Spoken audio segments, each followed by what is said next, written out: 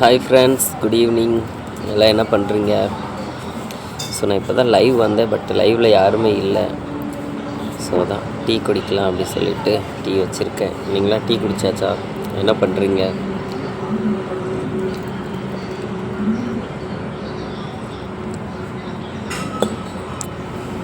அப்புறம்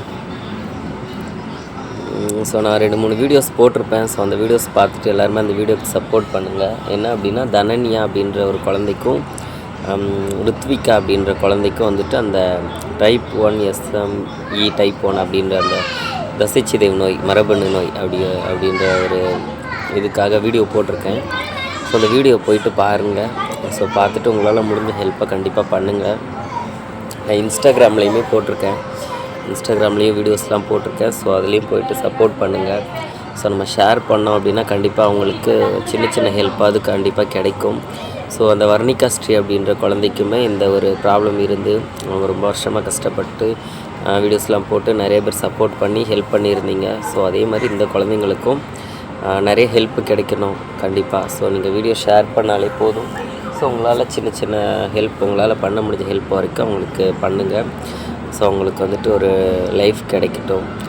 ஸோ அதுதான். அதுக்கப்புறமா சுரேஷ் அப்படின்னு சொல்லிட்டு திண்டுக்கல் மாவட்டம் நிலக்கோட்டை அந்த ஊரில் இருந்துட்டு அவர் வந்து ரொம்ப வருஷமாக அவருக்கும் இதே மாதிரி பிரச்சனை தான்.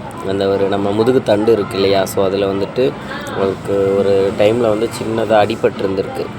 ஸோ அவங்க வந்துட்டு அதை கவனிக்காமல் விட்டுருக்காங்க.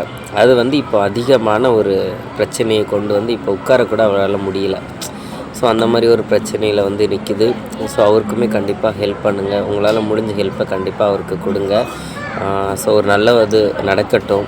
ஸோ அவருக்கு வந்துட்டு ஒரு 13 லட்ச ரூபா கிட்ட ஆகும் அப்படின்னு சொல்லியிருக்காங்களாம் அந்த ஆப்ரேஷன் பண்ணுறதுக்கு. ஸோ அவங்களுக்கும் கண்டிப்பாக ஏதாவது ஒரு ஹெல்ப்பு கிடைக்கட்டும். ஸோ உங்களால் முடிஞ்ச ஹெல்ப்பை கண்டிப்பாக பண்ணுங்கள். தேங்க்யூ.